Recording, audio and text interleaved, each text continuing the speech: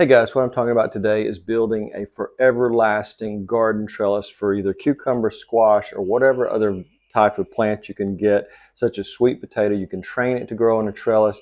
Doesn't naturally do that, but you can kind of tie it off as you go. But what I'm talking about is creating a trellis that will last literally for decades. I've had plastic ones. They sometimes bend and break because inside the plastic there's a very thin aluminum rod. I've tried bamboo. They tend to rotten at the ground level. I've had treated wood, untreated wood, so everything you can imagine. I've made trellises for my vegetable garden. But what I'm doing today is I'm going to show you how to make a trellis that will literally probably outlive most of us because what it's made of. So let's go out to the garden and I'll show you exactly how to put it together. It's super simple and it's easy to build. So guys, what I've done is I've redid most of my raised garden beds, and the previous ones lasted about 15, maybe a little bit more than 15 years. And this time around, I'm doing some things different to make it last even longer. The previous beds were watered with an overspray, which speeded up the decomposition of the wood. Now I'm using micro irrigation, so it's only going to put water right at the root system of the plant. So that's what I'm doing to help make this one last closer to 20 years. But the trellis I'm making could last 30, 40, even 50 years in place without any problems, sagging, breaking, rotting, anything like that. So I'm going to put that together. As you can see, my sweet potatoes, I've just got old-fashioned tomato cages. I may change these out and go with the new type that I'm talking about doing today, but I'm way past due on getting this planted. I have some not watermelon, but I have some cucumbers that should have been planted 3 to 4 weeks ago, but I've just been so busy, I haven't had time to do it. So they're ready to go into the ground, and I'm going to start with this right here. The first step is going to be setting up our support system for our trellis. Now, the first thing you're going to want to use is a very, very small, I believe these are like 3/8 rods, and they came from the big box store, and they're usually found in the concrete section, and that's exactly what they're used for. They're used in the concrete process. You can tie them together and reinforce concrete with these, which is a very common practice. But what we're doing, we're going to create our first support. You're going to need a level to make sure it's perfectly level. You want this straight up and down. You're going to need a large hammer to get into the ground depending on your soil type, and you want to put it on each side of your raised bed or your container garden, whatever you had. But you want to make sure it's centered up, so you want to measure it off. You're going to make sure it's level, and then you're going to hammer it into the ground at least halfway so there's a lot of support in case you have some high winds coming through. Now the first thing I'm going to do is I'm going to make sure that it's right in the center of our bed. So we have roughly about 48 inches to work with, so we're a little bit off there. So we want to move it right to the center, about 24 inches right in the middle. We're still not quite right. We're going to hammer this a good ways into the ground because we want to have a lot of support. I know I said that just a second ago, but I want to make sure this is straight up and down and right in the center of our vegetable bed. All right, let me put my 1970s headphones on to protect my hearing, and we'll get this perfectly straight up and down, perfectly level, and get it about 50% into the ground with my large hammer.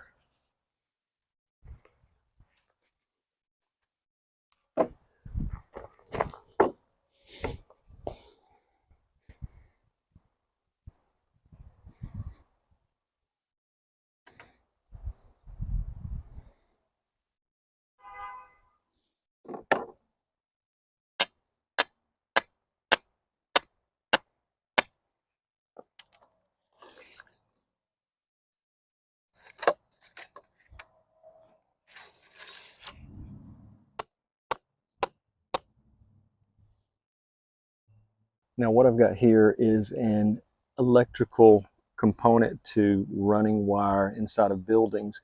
And these are about $7 each. I probably could have found it a little bit cheaper, maybe at a discount electrical supply store. But I paid at the big box store probably a premium because I didn't want to go hunt one of these down. But I'm guessing between $6 and $7 is probably the average price for these. But this is going to fit over our rods.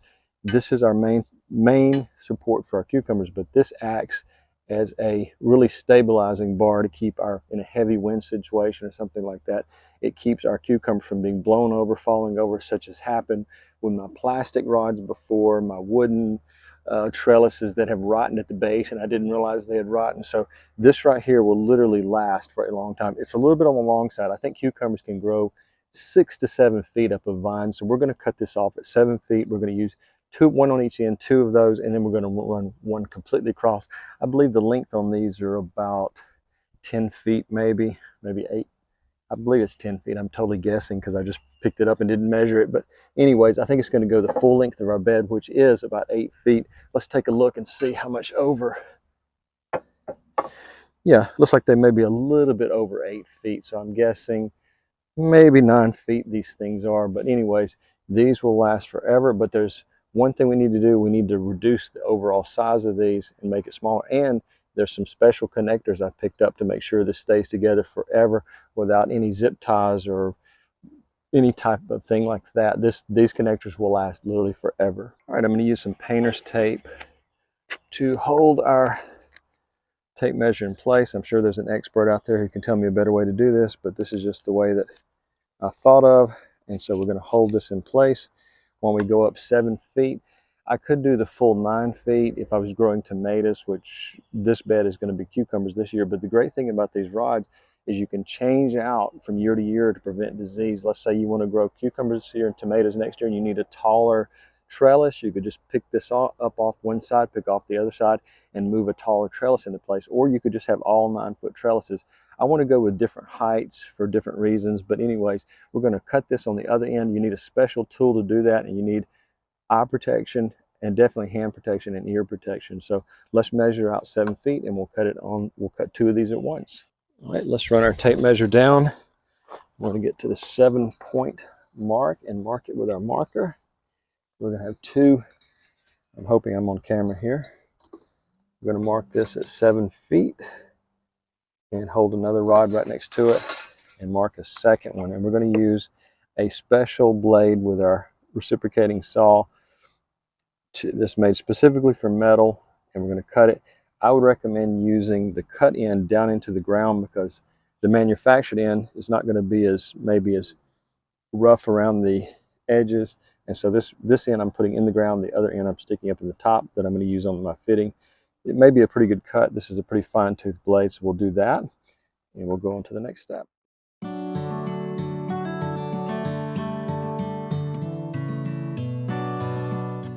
All right, now we've got our 2 vertical pieces cut.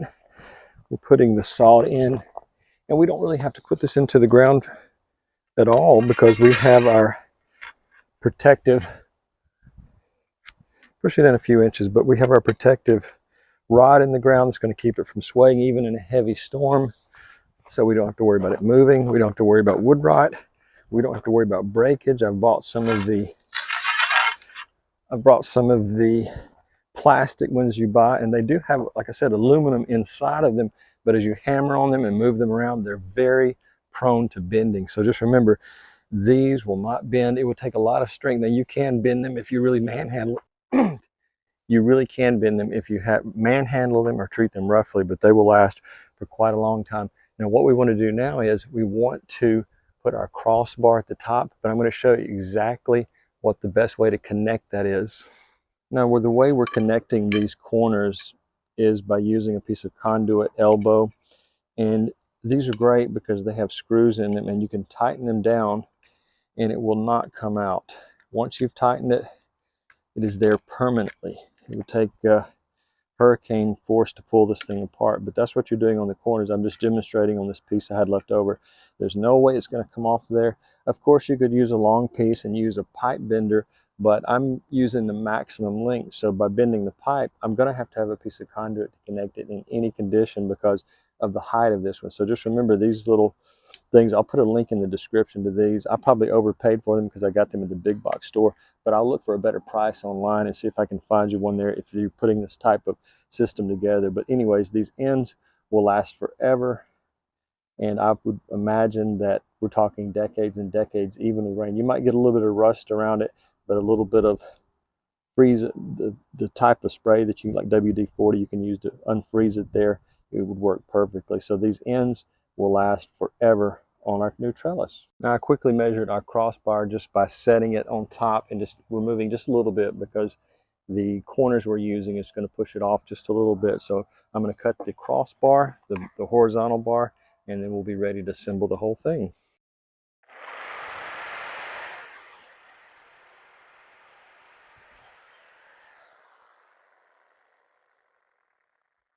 Now it does have a little bit of barbs on the end of it, so you can take some sanding paper and maybe a something like that, sanding block, and just do a little bit of sanding to remove some of the rough edges there. But just remember, this is going into that corner, so you don't really have to worry about it. Once it's in place, you don't have to worry about somebody's hand brushing up against it.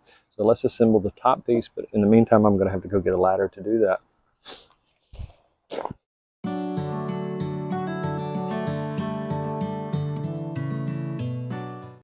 Okay, we've got one side of our crossbar done. We're going to tighten up this side as well and just make sure it's really firm. Of course, it does move a little bit, but it's very strong and it's not going to go anywhere. Not unlike my bamboo, which in a strong wind a few years ago completely collapsed on me. So this will hold up even in the strongest wind. Yes, it will move a little bit, but it's very, very stable because where the rod, our iron rod goes so far into the ground, it's not going to go anywhere.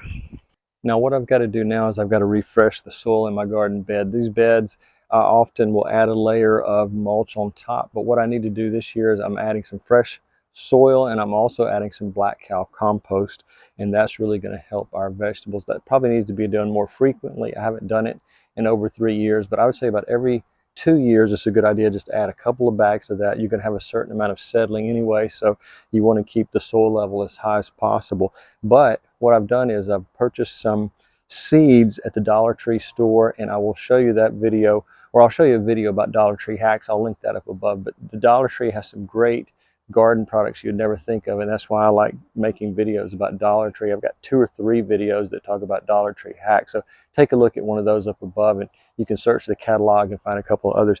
But the way I'm going to do this is I'm going to secure these, of course, to the twine, but the way I'm going to do the twine is I'm going to use the garden bed as the anchor. Now these are the seeds I actually purchased from Dollar Tree, and it looks like I had 100% rate of growth. I had 2 to each pot, and every one of them has turned into a plant.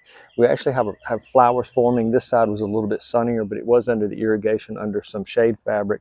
So you can see this side has flowers on it. This side was a little bit more in the shade, and it's a little bit behind on growth.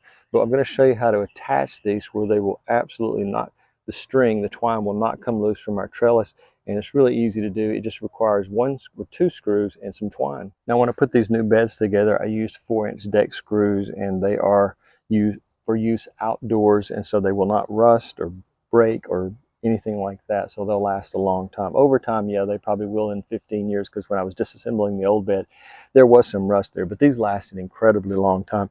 But what I'm going to do is I'm going to attach these to the side of our bed, and I'm going to put, we have 12 plants, I'm going to put 6 on each side. I'm going to do our twine over the top, and I'll show you exactly how to do that.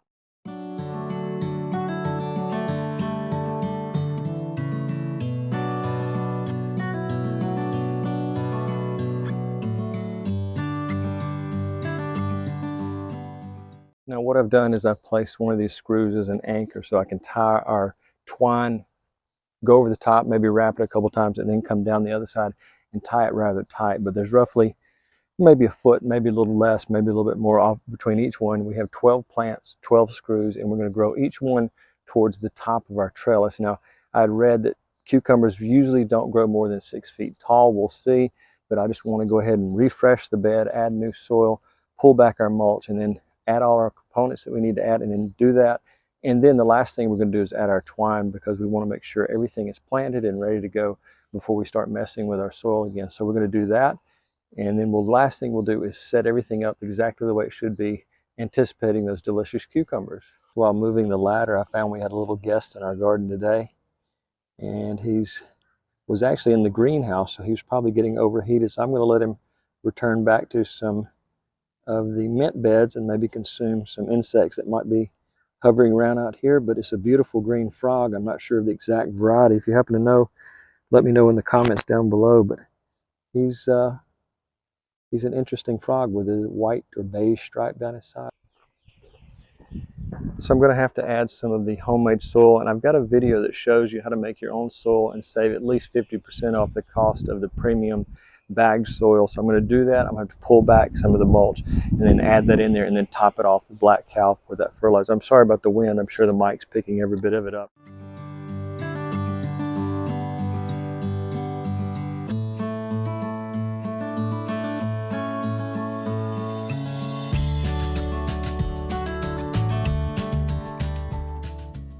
Now I picked up some ordinary garden twine from the big box store, and what we're going to do is we're going to tie this off in a knot, one per screw, and this is what our cucumbers are going to climb on. And just make sure that it's good and tight. Whoop, we broke that one. A little bit too much force there. I may end up having to get a better quality twine next time around, but I'm just going to do this again. I put a little bit too much more. There we go. And so I'm just going to go over the top of this, wrap it around the top twice, and bring it back down to the other side. So we'll have our cucumber plant here. It will start to grow up, and we'll have the perfect trellis. And if it only goes to 6 feet, it won't reach the top. If it happens to go to 7 feet, we will actually reach the top of this trellis.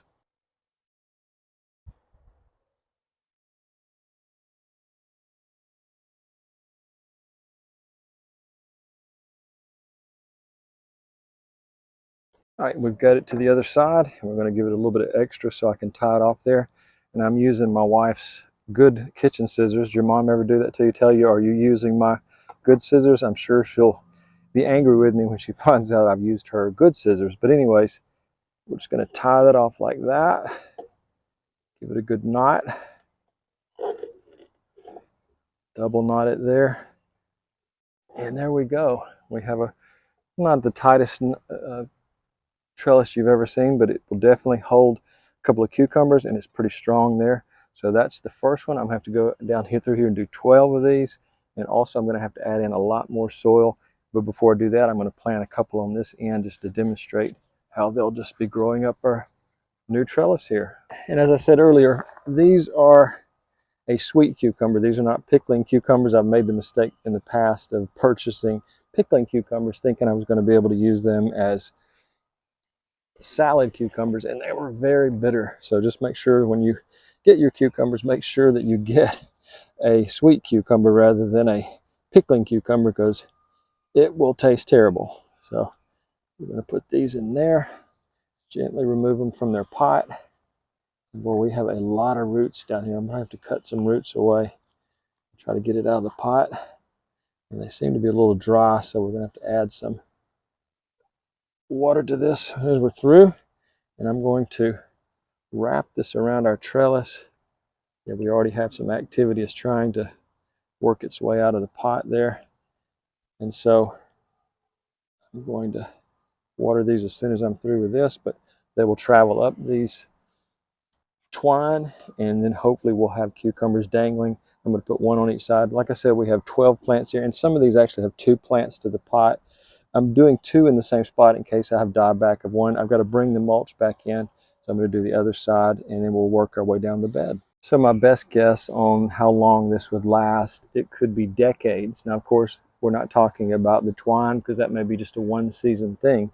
But if we're talking about the decking screws, the iron rods, the conduit, the electrical conduit, could literally last for decades, and you'll have to make a trellis once and not have to worry about doing it every couple of years, and you end up paying a lot more. So the savings are long-term rather than immediate.